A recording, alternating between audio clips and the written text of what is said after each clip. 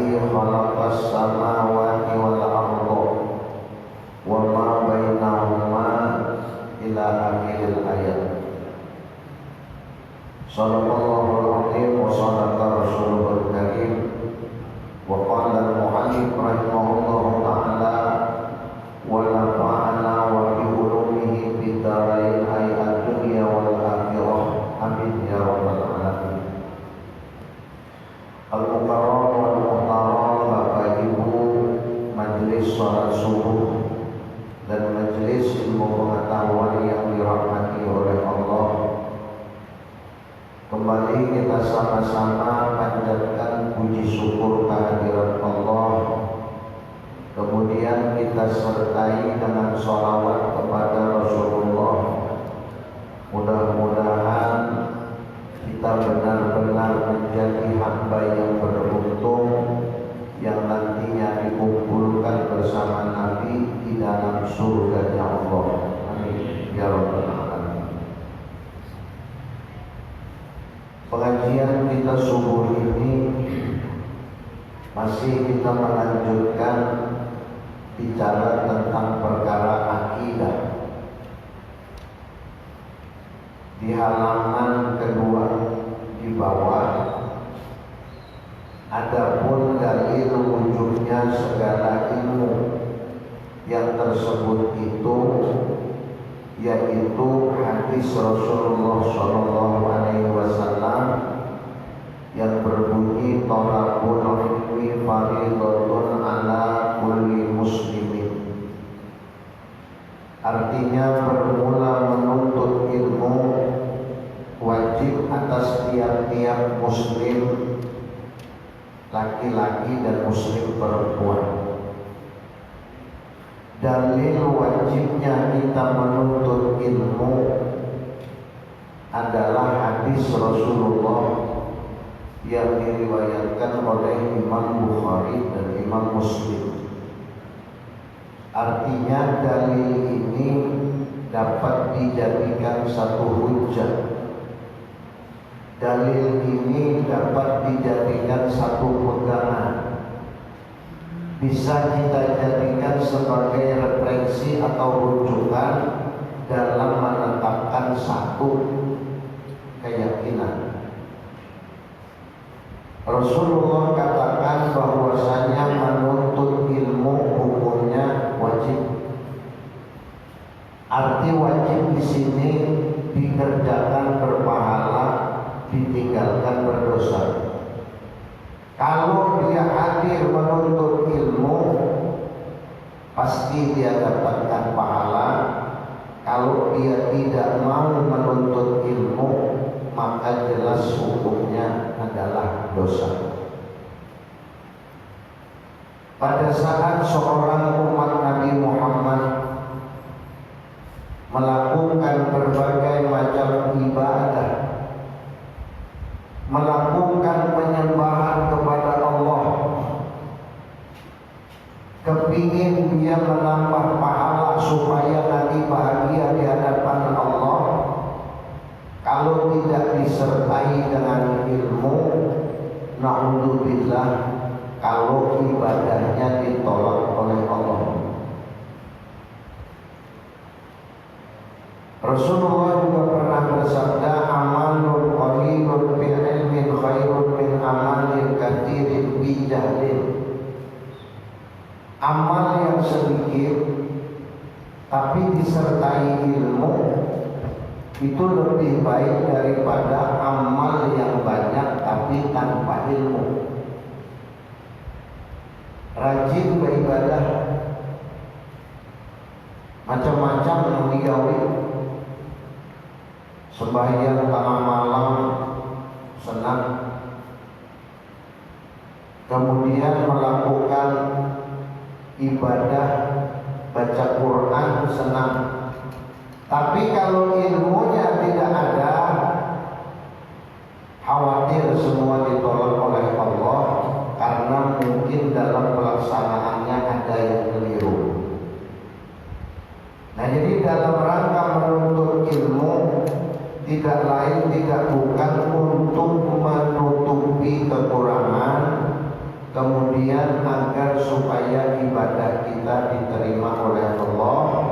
kita wajib menuntut ilmu tentang ibadah.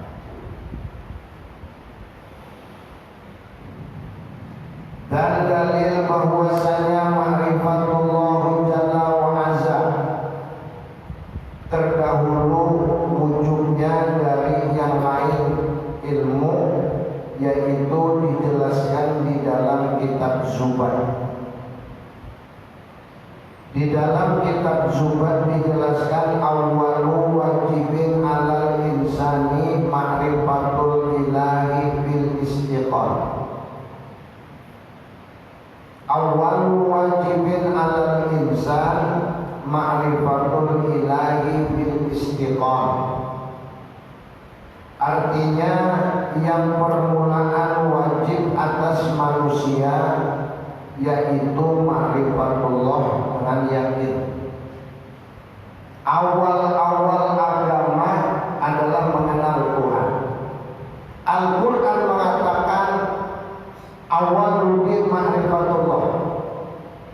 Di dalam kitab Zubat awal wajibin alal insan ma'rifatul ilahi bil istiqamah. Mengenal Allah harus dengan yakin, tidak boleh dengan sangkaan, tidak boleh ada keraguan, harus yakin. Seandainya ada orang tanya, Pak, Bapak punya Tuhan enggak? Punya. Tuhanmu siapa? Allah. Allah itu ada enggak? Jangan ada keraguan lagi, Allah itu ada. Bagaimana supaya kita yakin bahwasanya Allah itu ada? Bagaimana kita meyakini bahwasanya Allah Maha segala-galanya?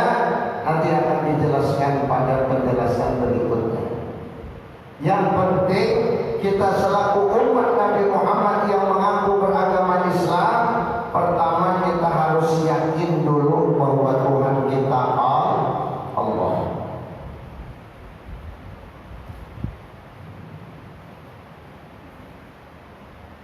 Dan dari kitab Khidbatul Habib Tahir bin Husain, di dalam kitab Khidbatul Habib Tahir bin Husain dijelaskan fa'lamu ayyuhal ikhwanu annal asla wal asasa huwa ma'rifatul ma'budi qabla al-ibadati wa dzalika haqiqatu ma'na syahadah. Artinya ketahuilah oleh kamu bahwasanya asal agama yaitu mengetahui Tuhan yang disembah sebelum melakukan perbuatan ibadah kepadanya. Dan adalah pengetahuan ini hakikat makna dua kalimat syahadat. Kita ini bersyahadat. Di dalam syahadat adalah pengakuan. Kita meyakini, kita mengetahui, kita mengaku bahwasanya tidak ada Tuhan yang berhak disembah kecuali Allah. Kita yakin dan kita mengaku bersaksi bahwasanya Nabi Muhammad adalah utusan Allah. Ini dulu. Dalam rangka kita meyakini bahwasanya Tuhan kita adalah Allah, kita meyakini bahwasanya Nabi Muhammad adalah Rasulullah yang membawa syariat menyampaikan kepada seluruh umat, kita wajib mengikutinya. Lalu Allah Tuhan kita memerintahkan kita menyembah. Wa ma khalaqtul jinna wal insa illa liya'budun. Adapun jadikan jin dan manusia kecuali untuk beribadah. Tujuan manusia diciptakan oleh Allah tidak lain tidak bukan adalah untuk ibadah. Itu aja Pak. Tujuan manusia diciptakan oleh Allah, diciptakan di muka sebagai khalifah tujuannya tidak lain kecuali untuk beribadah. Nah, dalam rangka beribadah inilah manusia diberikan berbagai macam kewajiban agar pelaksanaan ibadah itu sesuai dengan keinginan Allah dan Rasul. Makanya disebutkan di dalam kitab Khidbatul Habib Thahir bin Husain, ketahui olehmu bahwasanya asal agama adalah mengetahui Tuhan yang disembah sebelum kita melakukan penyembahan. Belum lagi sembahyang, kita harus tahu dulu pakai apa sembahyang. Kenapa jadi kita harus sembahyang? Lalu pelaksanaan sembahyangnya ini kayak apa? Jangan asal ketungging, jangan asal sujud, jangan. Apa yang terkandung di dalam ibadah, apapun yang kita baca di dalam ibadah, apapun yang kita lakukan di dalam ibadah dalam rangka penyembahan kepada Allah, segala sesuatunya wajib kita tuntut dulu. Bicara sembahyang, pikir ampunnya, pikir ampunnya Pak. Amun kata mengaji pikir, bahaya. Sesudah kita mengetahui syariat fikih, kita mengetahui tata cara, baik rukun qauli, rukun fi'li, rukun qalbi, sudah kita ketahui dalam rangka kita melakukan ibadah kepada Allah, kita lengkapi dengan akidah, keyakinan. Dalam mengangkat takbir, kenapa jadi mengangkat tangan? Kenapa? Kenapa pada saat sholat kalimatnya Allahu Akbar? Kenapa Allahu Akbar dibawakan surat takbiratul ihram? Tidak lain tidak bukan adalah tujuan penyembahan kita kepada Allah. Bila sudah mengangkat Allahu Akbar, habis melayan sudah, habis melayan. Karam kita dengan ibadah, asik kita dengan ibadah, lupa dengan yang lain. Kalau masih kita ingat dengan yang lain, maka yang kita ingat itulah yang besar. Hati-hati. Kalau kita ingat belum jadi Tuhan. Allahu Akbar, Allah Maha Besar. Allah yang kita besarkan. Tiba tuntung Allahu Akbar, kita baca doa iftitah. Allahu Akbar kabira, alhamdulillahi katsira, wa subhanallahi bukratan wa asila. Inni wajjahtu, bahwasanya aku hadapkan. Kalimat ini wajjahtu tauhid kuat kan? Ini bahwasanya aku wajjahtu telah aku hadapkan, pakai fi'il madhi, bentuk lampau, pastel di orang Inggris. Sudah terjadi. Kalau kita katakan ini wajahku, bahwasanya aku wajahku, sudah terjadi. Fi'il madhi itu sudah ada. Bila fi'il mudhari selagi akan, bila fi'il amar perahatannya. Satu contoh kalimat dalam bahasa Arab, doroba, fi'il madhi. Bila jajarnya idrib, pukul olehmu, balung lagi muncul balung. Yadribu, hanya bersiap-siap, hendak memukul. Bilanya doroba, muncul sudah. Fi'il madhi, artinya sudah terjadi. Nah, kita katakan ini wajah tuh. Nah, sudah. Nah, satu Allah. Nah, ini nanti disolir. Nah, para pusat dada. Tekan sudah lagi.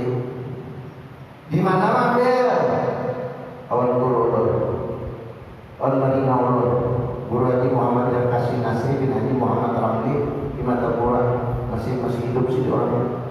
Di mana Sidin Ma'amdil? Guru Haji Muhammad Zaini bin Abdul Ghani. Di mana Sidin Ma'amdil? Guru Haji Muhammad Saman bin Haji Mulia. Di mana Sidin Ma'amdil? Syekh Abdul Qadir Mandiling Mekah. Di mana Sidin Ma'amdil? Pada Syekh Ali Dito Mekah. Terus sampai Syekh Ali Junaidi Al-Baghdadi, kemudian sampai kepada Rasulullah. Itu sangat baik. Setelah kita mengetahui tentang ilmu ibadah, kita lengkapi dengan keyakinan akidah bahwasanya yang kita sembah adalah Allah, jangan pernah yang lain. Bila sudah ini wajah tuh, sudah ya Allah aku hadapkan, sudah mantap. Jangan lagi yang lain. Apalagi kalau sudah sampai pada kalimat inna sholati wa nusuki wa mahyaya wa mamati lillahi rabbil alamin. Hati-hati. Nah, abang guru bahari menekankan pada sini. Bila sudah inna sholati wa nusuki wa mahyaya wa mamati lillahi rabbil alamin, ikrar, janji, sembahyangku, ibadahku, hidupku, matiku, semua untuk Allah. Ada jalan lain. Bila dia menyalahi, hati-hati. Nah, dalam rangka membuktikan bagaimana supaya ikrar kita, janji kita terbukti, kita eksperimentasikan di dalam hidup sehari-hari. Tutup sembahyang, praktekkan sampai sembahyang berikut. Kita tutup sembahyang berikut, praktekkan sampai berikutnya lagi, terus sehari semalam. Jadi kada pernah lepas dengan Allah. Ini namanya hakikat, akidah. Akidah kita ini tersimpul di dalam dua kalimat syahadat. Lalu pada saat kita dimintai pertanggungjawaban, kita dimintai bukti, benarkah Tuhan kita Allah, benarkah Nabi kita Rasulullah Nabi Muhammad SAW, yang namanya sudah menghembuskan nafas terakhir dan tahu. Namun masih kayak kita kondisi saat ini masih kawal ulim, masih kawal mengelak. Mohon maaf kata orang sekarang, masih bisa direkayasa, masih bisa. Coba nanti kalau sudah menghembuskan nafas terakhir, mampukah kita mengucapkan bahwasanya Tuhan kita adalah Allah, sementara di dunia kita tidak mampu membuktikan bahwa kita adalah hamba Allah. Contoh sederhana, kita ini dipadahkan hamba itu baik dan hamba mengabdi. Ada apa-apa ngabdi hamba saya itu lah, budak itu lah. Budak itu adalah milik tuannya, mutlak milik tuannya, tidak ada hak apapun dia tidak ada. Beda dengan pembantu, beda dengan pekerja. Kalau namanya budak itu sekehendak tuannya, dimatiinya kan, dibayarnya ke banyu kan, dirandamnya kan salah tuannya. Nah ini kan budak. Bahasa kitanya sekarang hamba.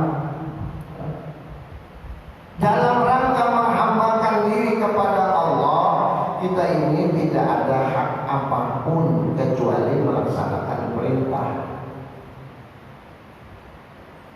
Bicara tentang perkara tauhid, kita tahu bahwasanya kita ini hamba dan Tuhan kita adalah Allah. Bicara tasawuf, kita tidak punya apa-apa, semua milik Allah. Jangan pernah kita merasa, apalagi mengaku bahwa kita punya. Kalau kita merasa kita yang punya, itulah akibatnya sehingga pelitnya luar biasa. Yang merasa anggotnya. Jangankan apa yang kita punya, yang kita miliki, mohon maaf, seluruh apa yang ada di dalam tubuh kita, termasuk roh, sir, rahasia yang ada di dalam tubuh kita milik Allah. Terjadi sesuatu yang tidak diinginkan, segera kembali hilang sakit hati. Dulu diingat Abah Guru tahun 80-an masih di keraton sidin berucap amun kawan akai sidin dunia itu dalam genggaman. Amun kawan udah sidin dunia hendak di sini. Nah, ini bicara keyakinan Pak, kita bicara tauhid. Bicara tauhid, bicara tasawuf, jangan dunia dianggap di sini, jangan. Apalagi dianggap di sini, sakit Pak.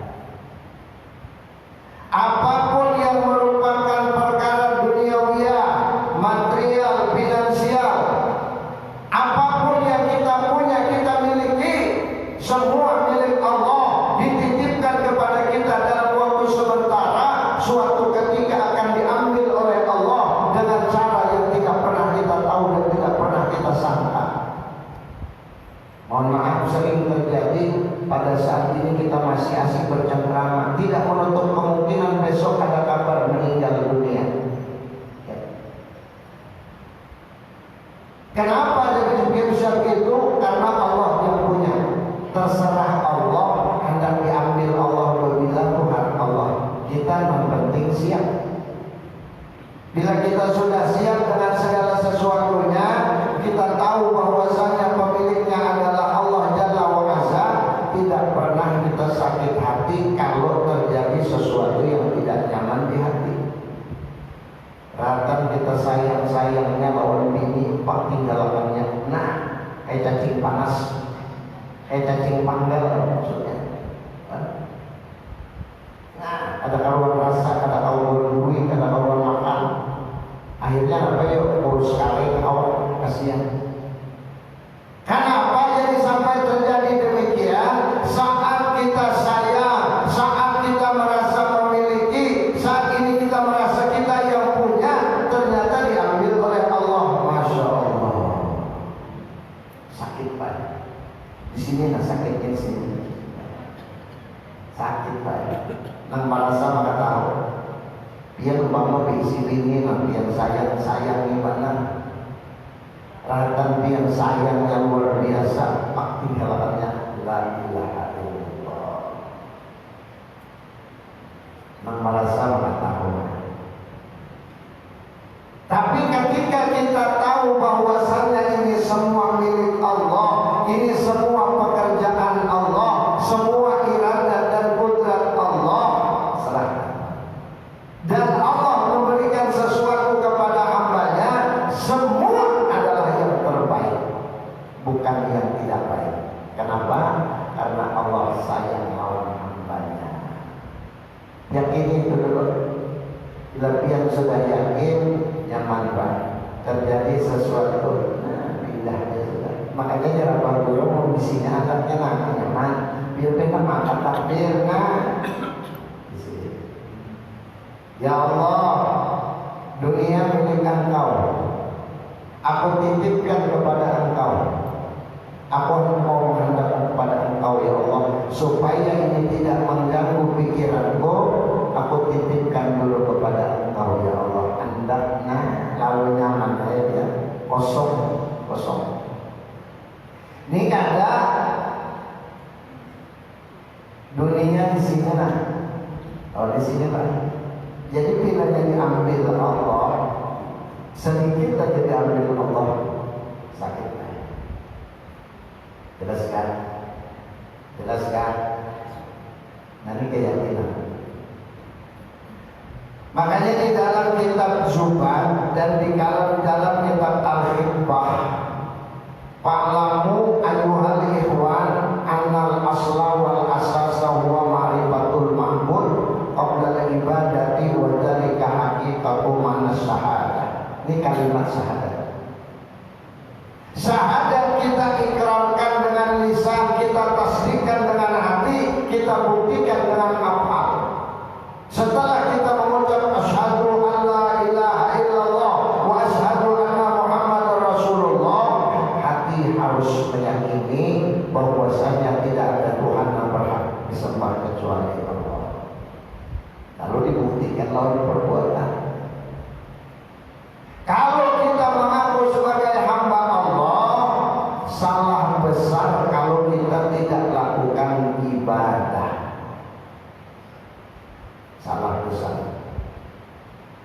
Makanya orang alim berpesan, termasuk guru kita, guru ini Muhammad Zaini bin Abdul Ghani, ujar sidin nakai sampai apapun, yang penting sembahyang dijaga.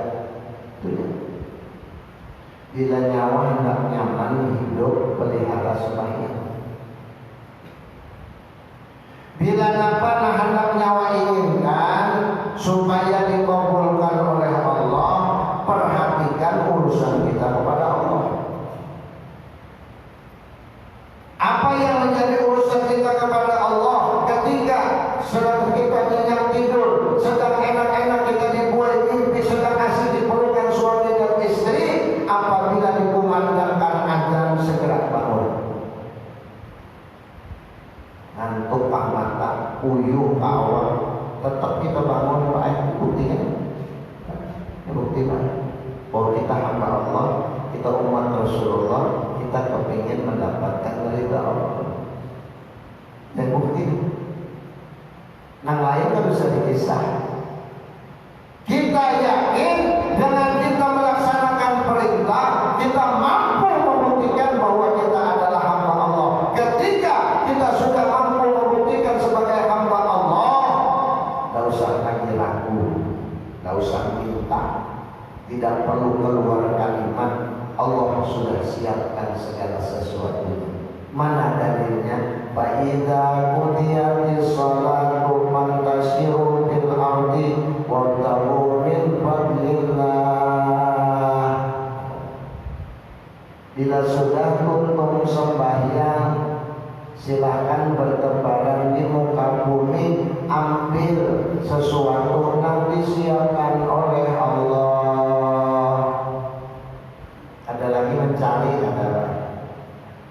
ada lagi mencari, ada lapah kita mencari, disiapkan Allah. Kita hendak datang ke situ sudah ada. Kita mau pergi ke suatu tempat, ingin mengambil apa yang dijanjikan Allah, sudah disiapkan Allah, sehingga keperluan kita selalu terpenuhi. Setelah diberikan Allah, kita syukuri. Bila disyukuri, ditambah Allah. Bila ada disyukuri, hancur badannya. Jelas? Hancur.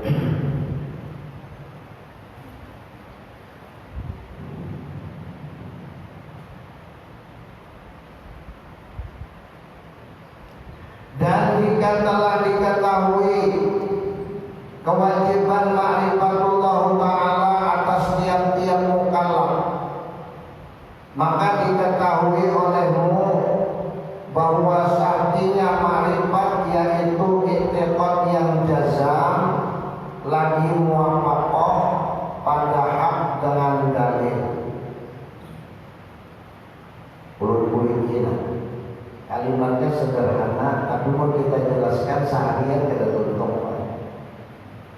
Nah kalimatnya. Dan jika telah diketahui kewajiban ma'rifatullah ta'ala atas tiap-tiap mukallaf, sampai ke situ dulu. Jika kita sudah tahu bahwasanya ma'rifat kepada Allah adalah satu kewajiban kepada mukallaf. Mukallaf itu orang yang sudah diberati, orang yang sudah sampai masanya, sampai umurnya. Di dalam kitab fikih dijelaskan laki-laki rata-rata 15, perempuan rata-rata 10 tahun. Balik sudah ke mukallaf sudah.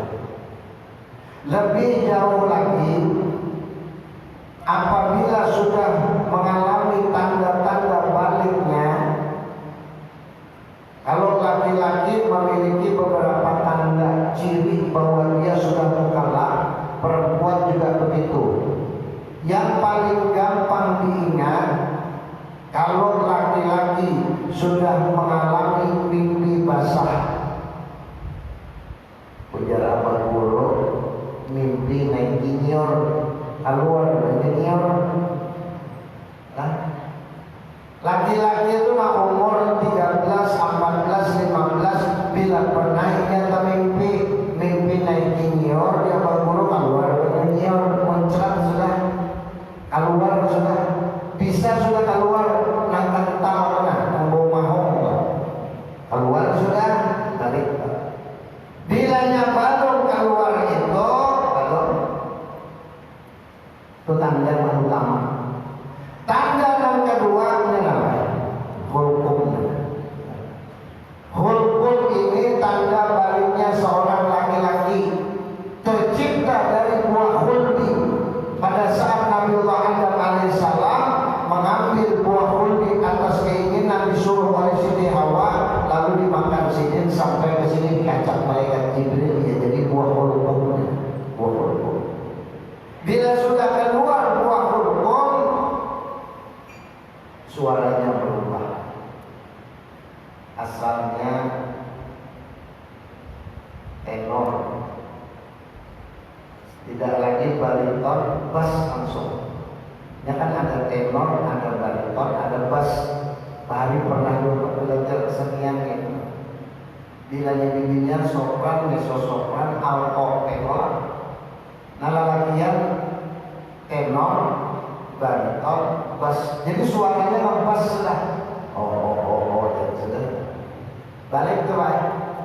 Artinya bila anak pian, cucu pian, laki-laki bila suara sudah berubah, amunnya mimpinya berpisah. Bila sudah suaranya berubah, hati-hati, jangan tapi dipakaikan lawan-lawan jenis membingkas. Bisa membenteng sudah, hati-hati. Nya balik sudah. Dan nafsu sudah mainnya sudah pindah lawan-lawan jenis itu balik. Artinya di dalam kitab disebut mukallaf. Mungkin saat ini kan usah kita kisahkan bola, dosa hilang. Lelaki yang ada cukup. Amun bininya tandanya banyak baginya, banyak. Di antaranya sebutin yang pasti. Bila sudahnya menstruasi, bila sudah haid, sejak dia dinyatakan balik, sejak dia dinyatakan mukallaf, maka sejak itulah dia sudah dibebani dengan kewajiban di dalam Islam. Sembahyang wajib, puasa wajib, berzakat bila ada yang dijakatkan wajib, tulang haji bila sudah mampu wajib, bila ada digawi dosa. Ini sudah mulai. Malaikat rakib, malaikat atid sudah berfungsi, sudah bertugas mencatat kebaikan dan kejahatannya sejak dia mukallaf. Jelas kan? Jelas Bapak Ibu ya. Nah kita ini kalau sudah kisah mukallaf, ini alam-alam sudah.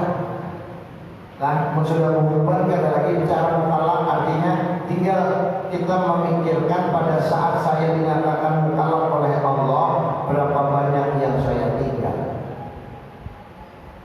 Bicara urusan sholat, tanyakan kepada diri kita, siapa saya, di mana saya, nanti kemana saya. Tanyakan 3 perkara. Bicara urusan sholat, mohon maaf, siapa saya? Ternyata sampai mampu menjawab, ternyata saya adalah orang yang selalu melalaikan sholat. Masya Allah, ternyata saya adalah hamba Engkau ya Allah yang selalu meninggalkan sholat. Ternyata saya adalah hamba Engkau yang selalu mengabaikan, meremehkan, menyepelekan urusan sholat. Kalau terjadi begitu, pertanyaan kedua, di mana saya? Ternyata saya di dalam posisi yang tidak taat kepada Allah. Kemana nantinya saya? Nyata sudah neraka. Biar menjawabnya. Kalau sudah mampu menjawab, ternyata saya adalah hamba Engkau yang lalai dalam sholat. Ternyata saya sedang menuju jalan neraka. Sedang sudah penting sedih. Apalagi mensuban sudah berhembur, mata sudah kaur, kan? Pacul ada melihat. Ya kan? Hanya 52. Nah, awak aja pengalihan cuma berpuntal. Nah, muncul di pasangin ini, kaca dibantu kaca awak melihat jelas. Nah, lalu nyaman melihat. Tapi pada saat kita tidak pakai kacamata nggak bisa, artinya sudah dikurangi Allah. Biji sudah banyak makan dua hari lagi makan dodol, biji palsu ya Pak. Kalau berinjil ketakut. Itu surat Allah Pak, surat sadang ya Allah Ta'ala sudah dikirimi kepala surat Ruban sudah. Ini sampai julur terus mengunjungi ke julur, jangan. Kalau sudah begitu kita harus sadar, artinya sudah lebih dari mukallaf. Sejak kita mukallaf berapa sudah yang kita tinggal, tutupi segera. Bicara sembahyang banyak yang kita tinggalkan, dikodok. Nggak usah bicara khilafiyah, nggak usah deh, capek. Kan jelas ya. Ujar guru ujar pendapat ada boleh mengkodok, ada usah memikirkan khilafiyah. Lapangan kita habisan waktu. Sekung sembahyang sampai ini, sekung di sini ribut, habis waktu mikirkan hindunya. Sembahyang yang penting. Kayaknya kesini kak, nungguin itu kayak nungguin semalam, kesal aja. Nah penting sembahyang. Bila sembahyang kita ini banyak yang kurang, tutupi dari Imam Syafi'i. Kayak apa cara menutupinya? Dikodok. Bagaimana caranya? Usolli fardal maghribi lala sarokaatin kodokan lillahi ta'ala. Sengaja aku sembahyang fardu maghrib 3 rakaat mengkodok karena Allah Ta'ala. Lakukan sama seperti biasa. Kapan waktunya? Bebas. Yang penting jangan di waktu tahrim. Itu penting kan? Beruntung sembahyang maghrib, angkat pula takbir usolli fardal isya 4 rakaatin kodokan lillahi ta'ala. Allahu akbar. Imam salam berdiri pula usolli fardal subhi rakaatain kodokan lillahi ta'ala. Tuntung zuhur pula asar pula, sehari dapat sudah. Berapa banyak mau tinggal di hari belakang berapa? Ayo. Mengenai diterima dan tidak 100% urusan Allah, tidak ada yang lain. Kita yang sembahyang tadi subuh belum tentu diterima Allah. Tapi kalau kita yakin sudah memenuhi syarat dan rukun, yakin diterima Allah. Apalagi kotoran. Penting digawi, kita merasa kehutang, ada etiket baik kita bayari baik. Ini ada sunat aja mau digawi, nah wajib tertinggal banyak. Makanya dia guru-guru di Darussalam bayari hutang kan. Contoh kita hidup di dunia ini, nah banyak berisi nukar mobil, pulang hutang sebanyak kan nukar mobil, sayuran. Itu juga Allah Ta'ala hutang sembahyang banyak, bayari dulu, kena dulu langsung kena, bayari dulu hutang. Targetkan sebulan kodokan, targetkan 2 bulan kodokan, targetkan 3 bulan kodokan, terus yang kodok dulu. Dia merasa yakin bahwasanya dulu di usia saya 17, 18 sampai 20 selama 3 tahun saya tidak pernah sholat umpama. Nah itu hanya berapa baris. Itulah ilmu ya Allah. Makanya di dalam kitab itu tebal-tebal, kitab fikih, kitab tauhid, kitab tasawuf itu semua tebal-tebal. Kenapa? Saking banyaknya pembicaraan. Cuman yang aneh banyak orang yang menyangka bahwa dia sudah merasa cukup, padahal ada sedikit kerja. Ya. Saya tidak mengada-ada Pak, saya tidak berani melebihkan, saya tidak sombong ya.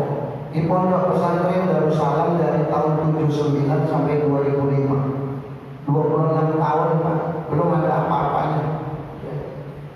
Ada orang ngaji baru 3 bulan merasa alim sudah. La ilaha illallah. Kalau seandainya pada saat itu saya punya biaya, orang tua saya mampu biayain, tidak cukup sekolahannya, tidak cukup. Tidak mungkin saya hanya bertahan di Martapura, paling tidak ke Jawa atau ke Hadramaut atau kemana. Tapi karena orang tua kemampuan terbatas, alhamdulillah saya juga dapat beasiswa dari pemerintah, bisa. Itu pun masih kurang kan? Ini kadang sembahyang ada bisa, beribadah, wudhu aja nggak paham. Ya tuh boleh mengaji. Raminya orang lah di masjid, raminya orang buka majelis taklim. Kalau bangga pingin datang umurnya, orang buka lagi nggak? Orang sedikit tambahin. Orang datang menuntut ilmu, hadir ke majelis ilmu, meskipun 1 jam, sama hukumnya dengan sholat sunat 1000 rakaat. Biar duduk 1 jam di majelis ilmu lebih besar pahalanya daripada sholat sunat 1000 rakaat. Supaya tahu, apalagi subuh, masya Allah, tabarakallah. Kita berdoa, mudah-mudahan kehadiran kita tidak sia-sia, mudah-mudahan kehadiran kita membawa berkah, kehadiran kita mendatangkan rahmat, dan yang penting mudah-mudahan kita semua diridhoi oleh Allah. Amin ya rabbal alamin. Satu orang saya inginkan, siapa tahu ada yang mau tanya. Oke, ayo. Satu orang. Siapa yang mau tanya? Ayo.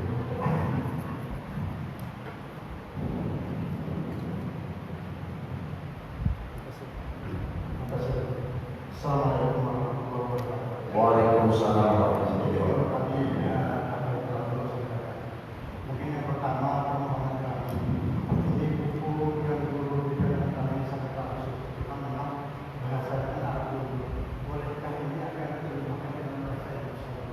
Kalau misalnya nanti ada yang kepingin menulis dengan bahasa Indonesia, nanti kami akan memberikan imbalan dari bahasa Indonesia agar kami bisa memahami seperti sebenarnya umum ini kalau menilai dengan nilai yang sah oleh sebab itu kami mohon itu yang pertama. Yang kedua bagaimana itu sampaikan tadi kita membaca artinya sholat itu akan terdahulu. Nah, waktu kita membaca ini misalnya kita membaca sholat maghrib pada sholat maghrib itu kalau misalnya kita membaca sholat maghrib itu tetap ini 3 rakaat. Itu yang ternyata kalau misalnya kami membaca sholat isya tetap 4 rakaat dan seterusnya. Baik. Yang pertama, beliau menginginkan kalau bisa dipindah ke Latin.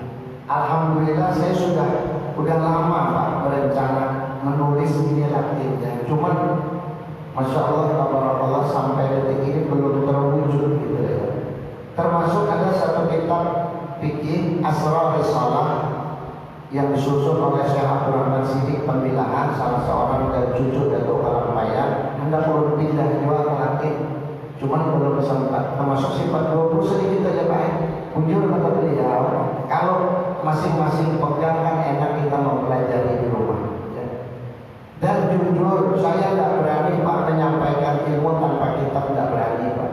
Karena ini amanah. Kalau kita pakai kitab enak, ternyata saya salah menyampaikan, kita bisa cek di sini. Saya yakin bahwa penyusun kitab ini bukan sembarang orang. Kita yakin beliau orang alim. Jadi kalau kita punya referensi, kita punya rujukan, kita tidak pernah ragu. Ya. Makanya kemanapun kalau saya disuruh menyampaikan, pasti saya pakai kitab. Nah kitab ini insya Allah kita pindah ke Latin, mudah-mudahan sempat nanti ada waktunya. Nah, ya.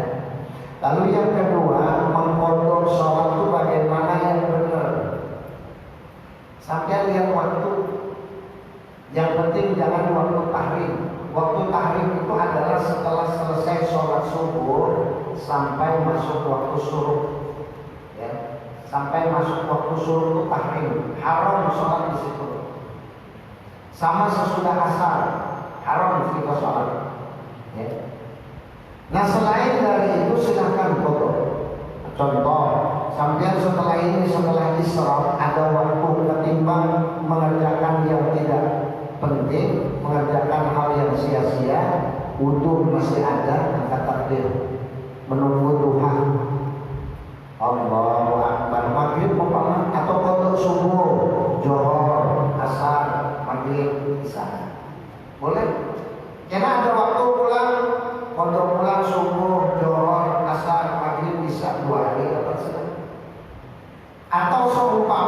selesai sampai sholat maghrib, qadha maghrib. Selesai sholat isya, qadha isya. Sebelum sholat subuh, qadha subuh. Sebelum sesudah atau sebelum sholat zuhur, qadha zuhur. Sebelum sholat asar, qadha asarnya sehari apa? Kewajiban terlaksanakan, qadhaan pun jalan. Dan wajib dijalankan, hutang terbayar. Perbandingan. Seandainya dia hutang puasa, lalu dia puasa sunnah, belum pernah baca di dalam kitab Nurul Nafis kan? Saya nafis keluar, di dalam kitab haram hukumnya mengerjakan sunat kalau masih ada qadhaan. Tapi bagi orang-orang tertentu ya, karena itu tingkatannya tasawuf tingkat tinggi. Cuman kalau kita tibakan ke diri kita ini banyak-banyak hutang. Harusnya bertutukan lain dulu.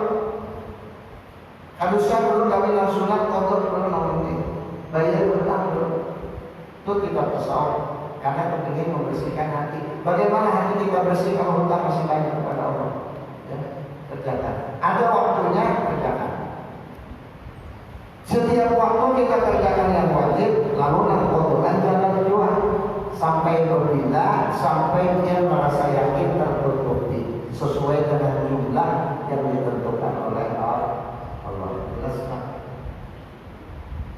Itu pentingnya kita qadhaan supaya kita jangan ada lagi hutang kepada Allah, sehingga pada saat kita berhadapan dengan Allah yakin bahwa kita sudah bebas dari kekurangan.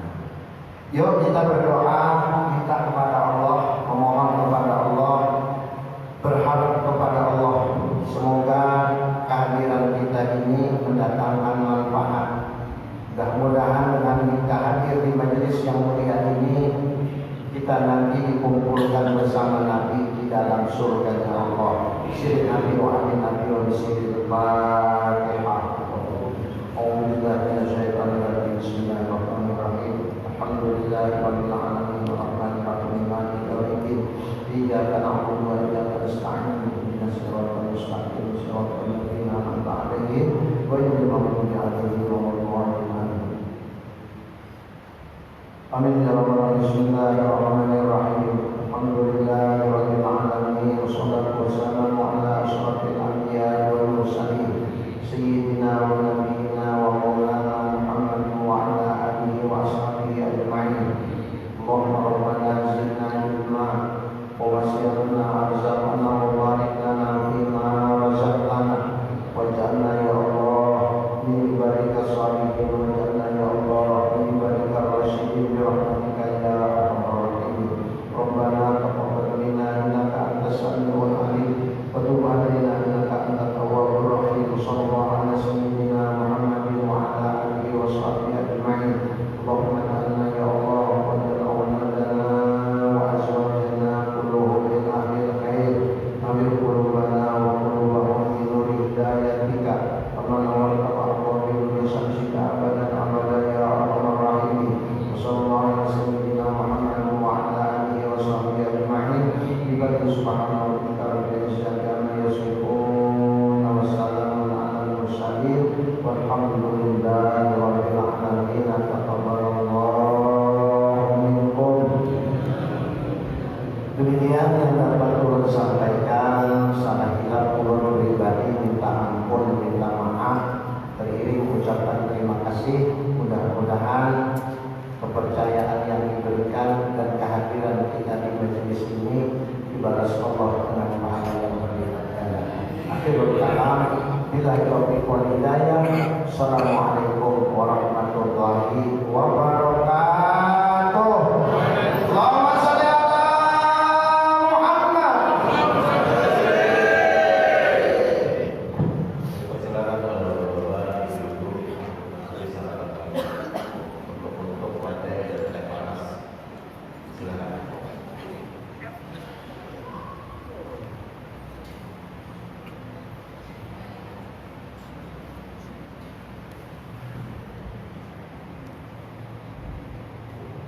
Bagi bapak-bapak yang ingin memfotokopi